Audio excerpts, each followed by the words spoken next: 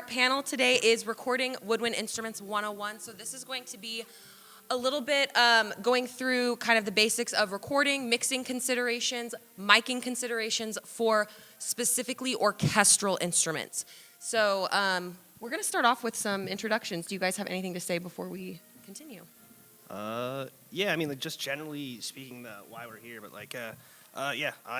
We'll go from, I guess, the other way. I'm Chris, MAGFest attendee for a long time. I've been a musician, and recently, or in the last half decade, started working with orchestra and working on their capture music, and started enjoying enthusiasm for recording and learning the different ways to record different instruments in many different environments, mostly in live jam situations and in orchestral situations. My name's Greg. I am a studio musician. I record mostly remotely for like video game and film scores. I'm a woodwind specialist. For the past couple of years, I definitely had to get good at recording woodwinds, so definitely here to share that knowledge. Very cool. And I'm Brooke Ferd. Same with Gregory. I've been a woodwind session musician for a long time. I started in this community as a cover artist on YouTube back in 2015.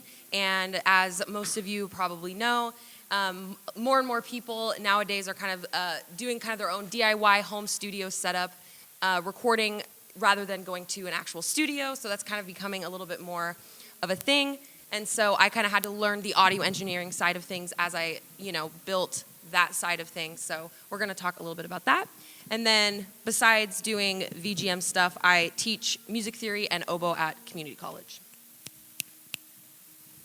And then so for our agenda today, we are going to be specifically discussing orchestral woodwinds. There is a little bit of overlap between, orchestral and some other world instruments, but this is going to be mainly our focus. Flute family, oboe family, clarinet family, saxophones, and bassoons. And then we will start a little bit with recording basics, kind of exactly from start to finish how to go through the process of recording. We're going to talk about where the sound comes from, kind of the physics of our instruments and kind of those considerations with that, mic positions, and then we're going to go through each of these instruments one by one, and we're going to kind of go in depth with miking and timbre considerations for each, and then we're going to talk a little bit about the hardware side of things. So we have microphone hardware as maybe recommendations and things like that, interfaces, and then we'll end with room treatment. So that's going to be our agenda. So before we get started, the most important thing of this entire talk, if there's one thing you will take away from this, what is the most important part of recording? You as the player, you as the musician. This is a very, very important thing to talk about because the most fanciest setup, the most fanciest equipment will not make you sound better. It will only enhance the sound you already have. So the best way to get a better sound is to practice your instrument and make you sound good, the source, the instrument for this. You can add to that if you would like. Oh yeah, I mean, that's the big thing about microphones are only ever going to capture at best what you're hearing with your ears. And when we talk about capturing sound with a microphone, there's a lot of, companies that spend a lot of money trying to replicate these with this, and it's going to be extremely difficult and it's hard to produce. So when we're talking about microphones and that whole the process of getting sound from there, it's going to add whatever, or it's only going to capture so much that it can, and it's going to capture what you sound like. So honestly, listening with your ears is the best way to begin with that stuff, but it only captures the performance.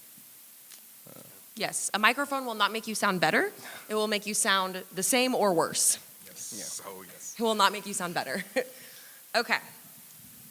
This is Chris's specialty. Oh yeah. Well, yeah. So I think that like when we're talking about generally the basics of woodwind recording or just recording in general, I mean, the idea of like the current advent of like with at least the online VGM scene, there's a lot of recording. So getting people to record is, you just what are the minimums requirements you need? And one, of course, you and your instrument, the source of the sound, and then a microphone, ideally, which changes that sound waves with either a ribbon or a type of diaphragm it changes these sound waves, the vibrating air between us and that, to electrical signal, and then travels through one of these to some form of mixer interface, usually amplified because it's tiny movements, and then into whatever you're storing it on. A lot of older studios use tape. We don't. We just usually plug it into our computers and hit go. It's a much more reliable form of storage and less degradation. Also, you could have just a single built-in recorder. So, and generally, these are the kind of steps or the kind of pieces of the puzzle, the signal chain, as it were. Those are simple pieces, but they don't really have. Brain. And those are the minimum basic requirements, and like those concepts of things. And I forgot to mention this at the beginning. At the end, I have condensed everything into a digital handout, like a summary of everything. So I'll be giving that out so no pressure to take notes if you would just like to listen. Okay. Now, if there's a second thing that we all want you to take from this panel, it's that with woodwind instruments, all the sound does not come from the bell. Okay? And this is really important because what me and Brooke have seen, and I know probably Chris has seen, and I'm talking like professional gigs where you have some of the best sound engineers in the world, they will stick microphones near the bells of woodwind instruments, or they will stick it on the end of a flute. I don't know if you all remember Flute Guy from the Game Awards, right? They stuck the microphone right on the end of his contrabass flute, and surprise, surprise, you couldn't hear it. So, who here plays woodwind instruments? Okay, all right, awesome, yeah. And who here has been on gigs where you've had sound engineers who have been like, miking you and stuff like that? Who here? Okay. So one thing I encourage you to do, because again, even the best sound engineers get this wrong, say something. I know it might be uncomfortable, but where the sound comes out of your instrument, and again, they get it wrong. So please, when you're on these gigs, say something so you could be heard on your gig. Or at least you will after this panel. Yes. And this doesn't just happen in, conventions and kind of like low stakes performances. This also happens in professional orchestras. Yeah. And it's actually a thing where the orchestra will hire a team of sound engineers to individually mic everyone, especially if they're recording, professionally recording something. And I will very nicely say something. I don't want my tone to sound terrible. And even I've, just put my phone, oboe's my main instrument, so I have a little tray, and I put my phone there just to kind of record myself just as a memory. I want to record myself playing a soundtrack that we're doing that day, and I listen to that recording back because it's right next to my bell, and it just sounds awful. It is the worst tone you've ever heard. So the bell, putting it right under the bell is the worst place, I think, to Now, I don't know if there's mic. any sound engineers in here, but what the bell is on a woodwind instrument, it's essentially a tone hole for the lowest notes. Because essentially how woodwinds produce their sound is you have these fingers down, the holes that are essentially open is kind of where the sound is vibrating from, to kind of put it very plainly. And so when you have everything down, that bell or that end is sort of where it vibrates, is where it Most of that sound and air escapes. Yeah, So, and we're going to talk about this in a minute. Like when you're looking at bass clarinet, right? You're usually playing a lot of really low notes there. So that's where a lot of the sound emanates from there. But then if you have it open, it's And how the bell kind of curves out, that does make a little bit of a difference in terms of the tone, but a lot of it is also just for show. The way that the bell, it's not necessarily like a trumpet where it really does. Everything comes from Yeah. So that's interesting. Trumpets and other things are sealed. Trumpets are sealed tubes, and a big thing about woodwinds is they are resonant chambers, and and the whole body of the instrument vibrates. And like this microphone, if I point it away from the sound source, it's not going to collect the sound source. So we want to point it at the most and fullest form of that sound source. And you can see things like the flute, there are multiple places where the sound is coming from in different timbres and different parts of that sound. You can, and generally speaking, my philosophy is that there's no such thing as wrong music. So you can put your microphone on the wrong end of an oboe, and still get a recording of sound. And will that be what you want? Maybe not. But pointing at where the primary source of that sound comes from to capture the fullness or what we typically want as desired tone from that particular instrument that is super important. So we have multiple places like that Yep. on these instruments. So for flute, there's actually 2 places on the flute that you can actually record at, and I don't think one sounds better than the other. I think they're just different. So the first position is you can actually have the mic sort of pointed right near the lip plate. Now you typically hear this in jazz, so what I'm going to play for you right now, I recorded 2 takes of me playing Bob Lane from Super Mario Odyssey. Yep, and so this is me playing where my microphone is pointed at the lip plate. Here we go. We're gonna see if this works. Nope. I don't think it's plugged in. Oh, it is.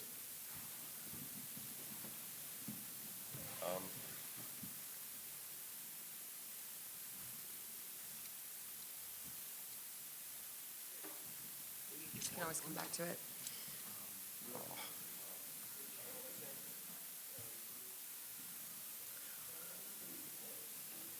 Maybe you can like kind of describe a little bit of the timbral differences between the two, because no one can hear it.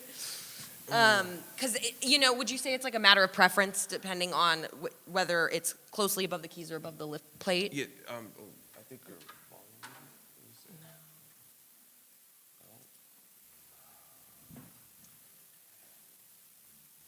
Yeah. Okay. So so you typically hear it recorded at the lip plate on jazz, a lot of jazz albums. It has a very fluff. Oh. There we go. Okay, here we go. This is at the lip plate.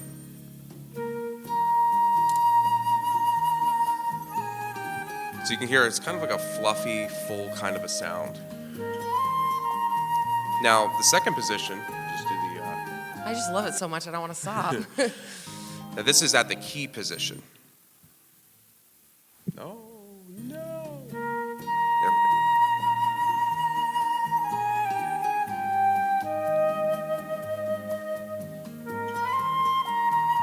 And I promise that was recorded within like 2 minutes of each other, not on a different flute, not on a different microphone, nothing. That was literally just the position. Can you all hear the difference?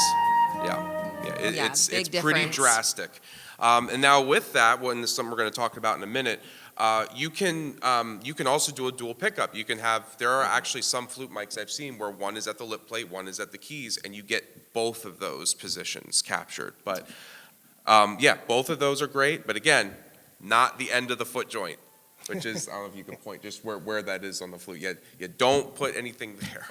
No clip-on mics. No clip-ons there. So oboe, I unfortunately don't have recordings. It's very similar to how you mic a clarinet. Again, kind of a personal preference thing. I have talked to oboe players who prefer kind of above the lower joint tone holes, and I prefer the top joint tone holes. Now, again, it really just depends on your room setup, your horn, the microphone that you have, but I would say around the middle of body at keys pointed at it. I like to do about 18 inches, foot and a half of distance, but again, that is another trial and error thing, but around the tone holes is the recommendation there. Yeah, and these 2 other recordings are kind of an example of that phenomenon that Brooke was talking about when she got a recording of an oboe from near the bell. They're from the Cambridge Library of Mic Positions. I highly recommend. It's a free library where they set up an array on different instruments, many woodwinds, and it you can see what that affects the sound. So. This is what happens. We're going to show. This is what happens when you put it near the bell. This is how you will sound versus when you don't. So yeah. Can you play that? Yeah. And these are the exact same performance.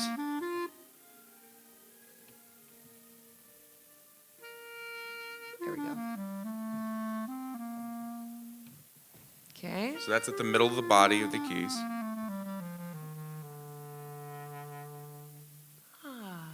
Very nice. And that's what happens when you put it near the bell.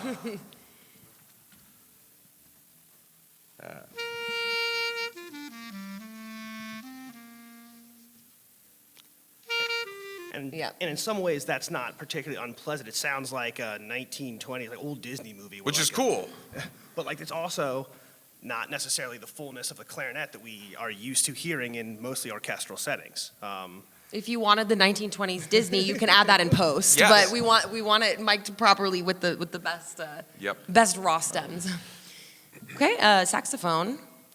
Oh yeah, so saxophones are really unique in this, as they are they kind of get to cheat, because saxophones, most of them bend, and the bell just happens to be right next to where all the keys are, right in the middle. So except for the baritone, and a lot And of soprano, yep. yeah, and soprano, and that's the weird one, honestly. But there is a lot of sound that does come from the saxophone's bell. But there is, like, clearly it's still a woodwind instrument, and there's still a lot of holes in it, so a lot of that sound does come from the body. I had a lot of inspiration thinking about this panel when I was watching Blue Shift Big Band here, because they had a situation where some of their mics were either needed to be moved because they were changing instruments, or the nuts on the handles got loose and they would fall away. So you have people correcting the mic position in the middle of, like, the tenor stood up and started taking a solo, and it was pointed directly down in the bell, and the musician next to him just kind of went and just squeaked it right up, and you just got a more full sound. So Yep. a lot of that is, like, they're kind of unique, so you can kind of point it at it, and heuristically you'll get the, oh, that's close enough. And they get the soprano is different, 'cause, like, with clip-on mics, like, you kind of point it back at the instrument because of its shape. I actually dual mic my soprano sax recordings. I'll have it a little bit positioned at the bell to get that sort of that airy sort of like Kenny G like sassiness out of the tone, but then I'll have it pointed at the keys to get that warmness that you get with Yeah, and we're going to talk more about microphone hardware a little bit later. Bassoon, again, we'll kind of talk about that when we get to the individual instruments, but bassoon's kind of the odd one of these. It's not directional at all. So there's kind of, it's definitely the most trial and error out of all of the woodwinds here. I have a couple of recommendations for how to mic. We'll get to that when we get to bassoon, but generally, height-wise, about vocal height is what I hear from bassoonists. That is the kind of, you get the most full and dark tone, and then a little bit closer to the instrument, again, just because it's not very directional. I feel like sometimes when I hear bassoon, it's like, is it coming here, here, here? Like, I don't know where it comes from. Yes. So the vocal is this little thing right here that attaches to, so the reed attaches to this, and then the sound comes out. So vocal height would be, Roughly eye level. To the yeah, player. yeah. So now we're just gonna kind of go individually in each woodwind instrument and talk in depth a little bit about those considerations. So I have mixing considerations. So this is more of the things that you do in the post side of things after you've done recording oboe, and then now you're kind of editing it, especially if you're engineering your own mixes. And then I have some mic considerations. So in terms of mixing, a general timbre consideration for oboe is that it has a very piercing sound. It has a very large presence within an ensemble. I don't mean that necessarily because it's loud in volume, but the timbre is very piercing, so it really cuts through, and that's part of the reason why the oboe tunes the orchestra. So because of that, with that in mind, I recommend doing some high shelf filters, so kind of cutting the high frequencies in the 2 to 4 hertz range is kind of what I've found to be the best. And a lot of DAWs have kind of their own plugins. So if you're not a super big expert on audio engineering, there's a lot of plugins that most DAWs have to make darker. Because really your goal for oboe is to make it as dark as possible, because your reeds are going to sound brighter than what your ears hear when you record it. And I know that this is a little bit of a personal preference thing with oboe, because some people like the bright sound of oboe and some like the dark sound. I think it's Americans like the bright and Europeans like the dark is kind of like the general thing with oboe. But I'm not necessarily talking about like preference in terms of bright versus dark. I'm talking about specifically when you record, it's just going to be very like a very piercing tone to it. So that's something that you should keep in mind. I call it like I like to de-goosify my tone. That's my goal whenever I record oboe. Using compression is really good because certain pitches are just louder than others. I don't know if it's the frequencies of certain notes, and it's super random. So if I'm like playing a chromatic scale, one note is super loud, and then the note below that is super quiet, and it's super random. So when you're done recording, it's good to kind of analyze the waveforms, see which notes stick out volume-wise. Using compression is a really good tool there. And then, of course, as most woodwinds, I would say, and again, reverb is a matter of preference, whether you like to use a lot or what type of it, but I would say if you had the choice between using less reverb or more, usually oboe does well with more. Just kind of not as much of a dry sound, more of like a very wet sound. And then for miking the oboe, just a couple of considerations there. The key click noise for oboe, I would say, is a lot worse than the clarinet. So one solution you could use is to have the mic a little bit farther away and up the gain on your interface. That is a good solution there. I know there's ways to, in EQ, to kind of erase that click sound, but I feel like I'm not as much of an expert to do that, so that's a solution that I have. I would say, again, microphones are going to be up to preference, but I recommend a large diaphragm condenser mic because large diaphragm tends to get that darker sound. Both of them are sensitive, so they really highlight kind of the nuances of the instrument, and oboe has a lot of them with articulation. There's just a lot of just little nuances with the instrument, and I would say a condenser mic really picks that up well.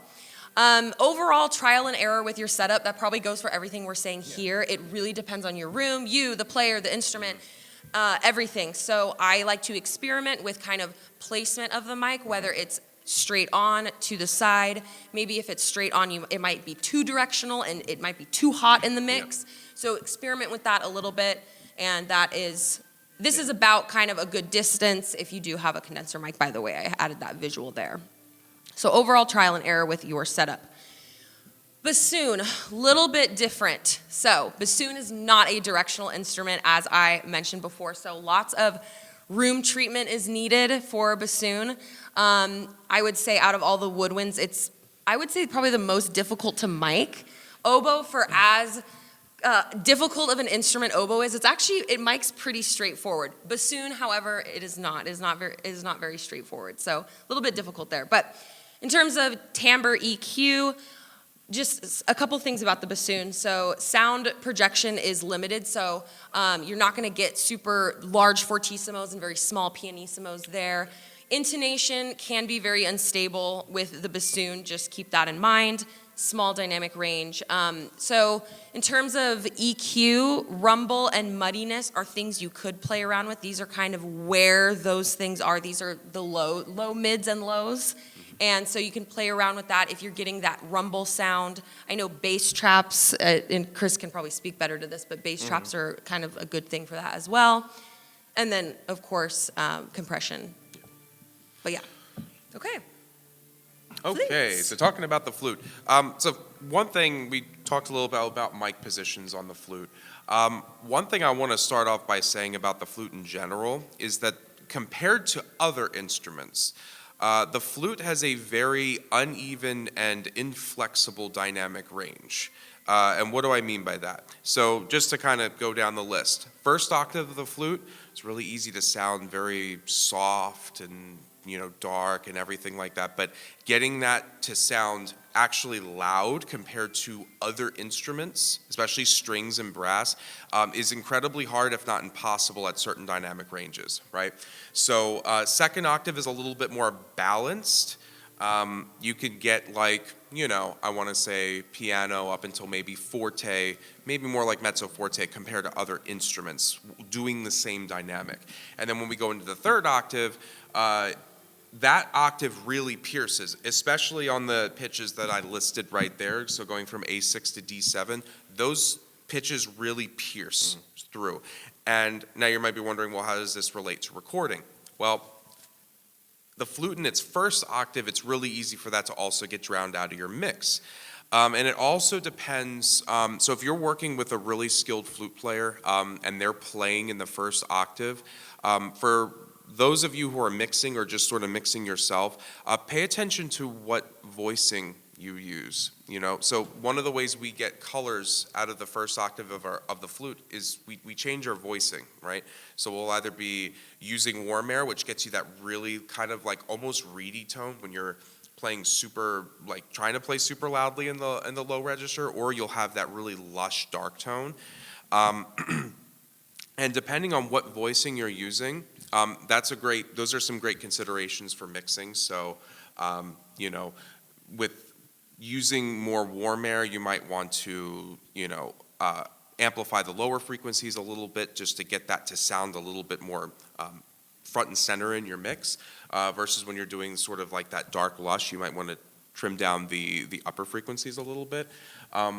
So there's a lot to consider with that. Now, when you are playing in the third octave, it really is going to exacerbate some of those piercing issues in the recordings, right? So especially like A62, D7, those can really, like I've noticed, they can overwhelm a lot of microphones because they're just so different in terms of what frequencies they resonate, right? So those are just things to note about the flute, I would say. All of this is on the handout too, Yes. so a lot of information. Okay, so really with the clarinet again, the clarinet is far more even in its dynamic range. The clarinet actually has a super flexible dynamic range compared to other woodwinds. So basically throughout its entire range, you can play all the way from niente, which means like truly nothing, to all the way up to like triple forte.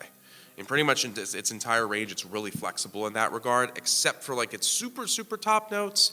But in terms of recording, that's why it's really good to have like a really well-rounded sound generally when you're recording clarinet. So positioning things by the middle of the keys, not by the bell, because again, that's really going to capture that really well-rounded sound to really capture the clarinet's wide dynamic range. Yeah.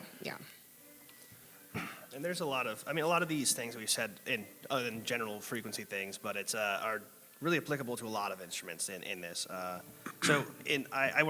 play in a sax band called Quick Save, and so I hear and I listen to and I mix a lot of saxes. They have a variety of ranges, and basically, I put it around 70 to 1300 is a principal range. But of course, all instruments they have that note. And then the harmonics go in and they create the actual tone and things that we hear other than that core note. It doesn't take a lot to get, like a saxophone is, in like many things, is very dynamic and can have a really aggressive attack on stuff. So just a little bit of compression that's quick can take off the squawkiness, or as a lot of, since many people play the similar instruments, you'll hear adjectives. Squawkiness, quackiness, things like that like kind of don't mean anything in that context, but when you hear them as you play those instruments, you'll kind of get it. So I'm trying not to be much of an adjectives person when it comes to these things, but spreading saxes, if you have a bunch of them, spreading them out even just a little bit gives them a lot of room to really be heard, and I think most things. Reverb does, even a little bit, just does a lot of instruments, particularly through a microphone, does a lot of instruments good.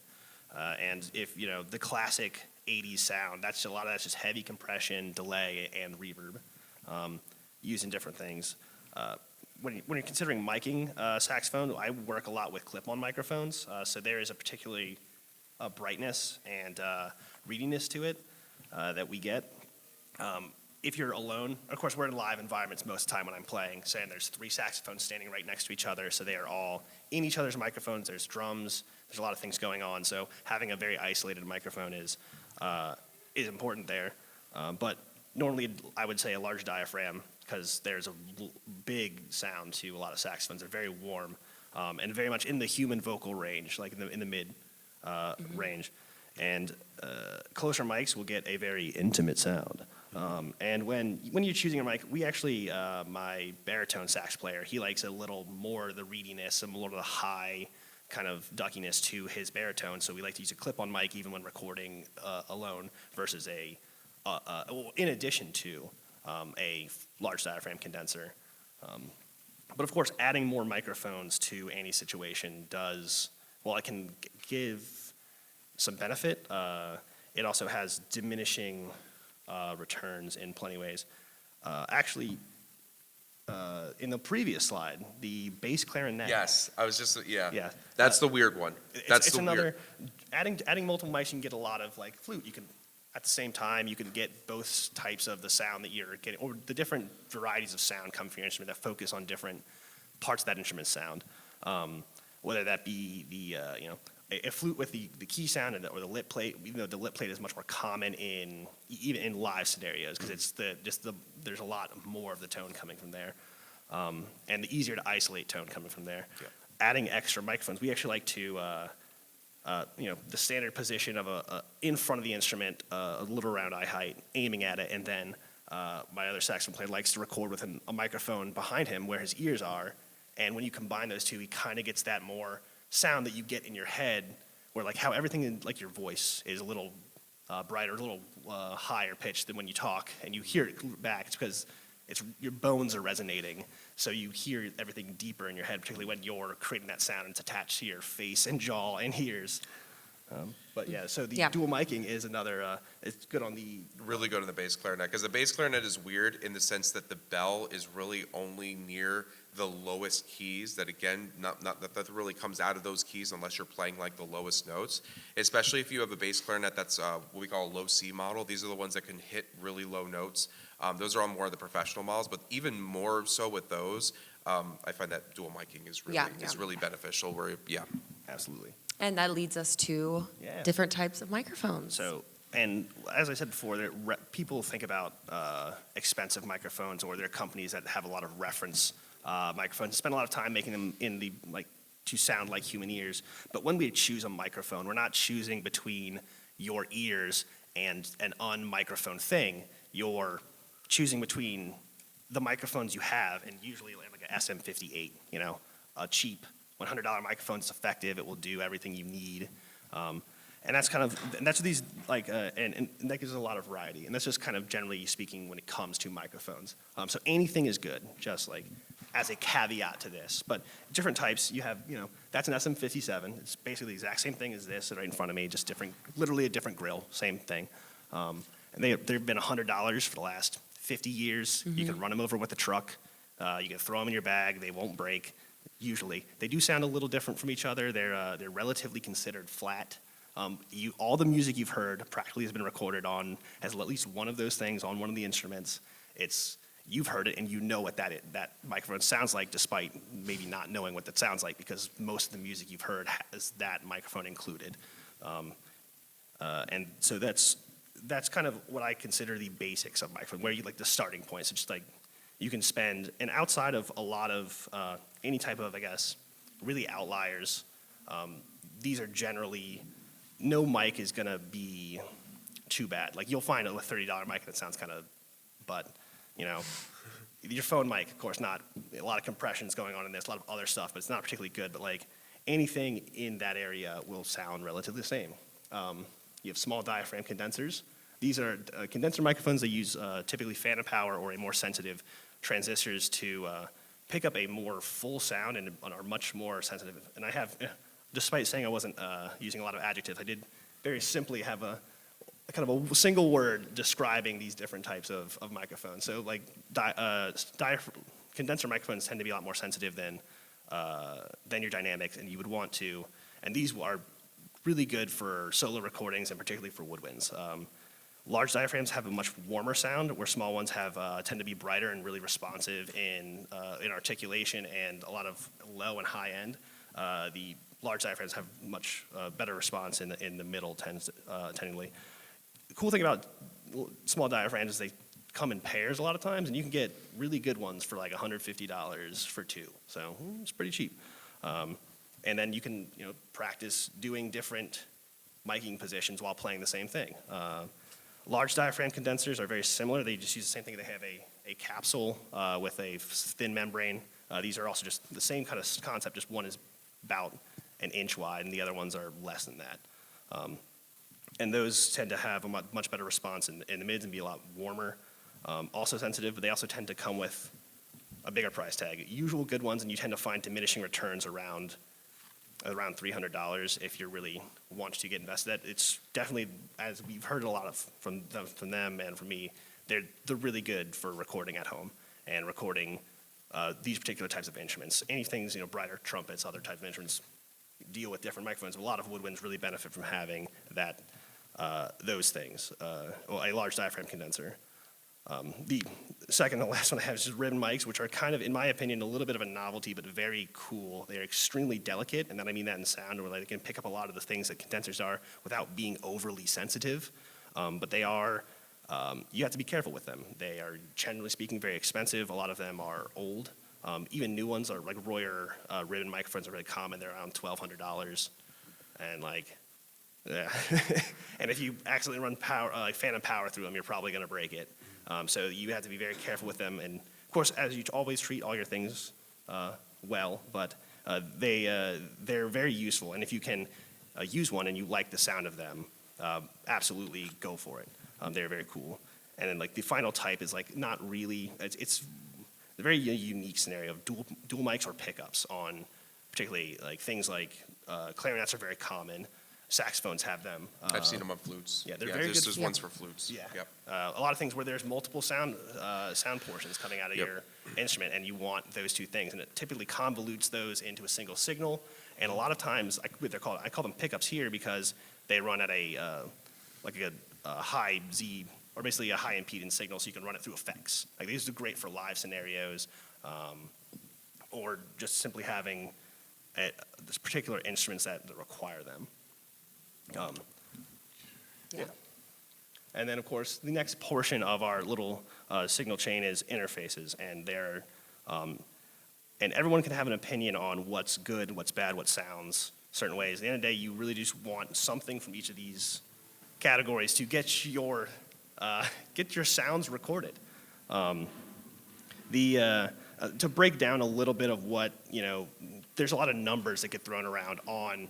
You look online, it's like, oh, what does this interface do? And there's oh, it's 24-bit, and it has 192 kilohertz. And it's that's a lot of numbers. That's a lot of hertz. I like that. So with the bit depth, let's go. 2 minutes? Okay. What the bit depth is it's basically the dynamic range of the total signal. So the more depth you have, the louder the sound can be. And dynamic range in particularly woodwinds or other sensitive things is very useful. The sample rate is, gamers can think of it as frames. That's really a poor, it's an approximation. But it's basically how many samples it can, or how many slices of that sound it can take and record.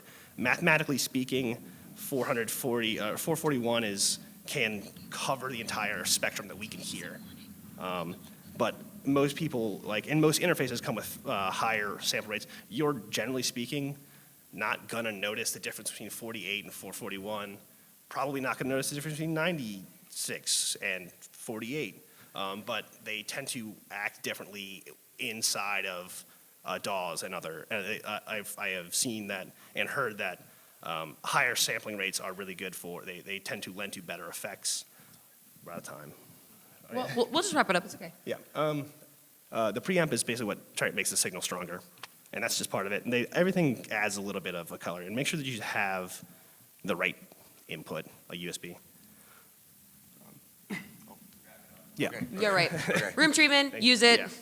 So So we're in a room. It's got carpet. It's got all these things. What's cool about a lot of this stuff is you have a lot of these things at home. Just if you have a couch in your room, don't go into a completely unfurnished room and record that has wooden floors and flat walls, because you can hear the echoes and the bounce off. Go into your room and speak and clap and hear how your voice sounds or your instrument sounds in that space.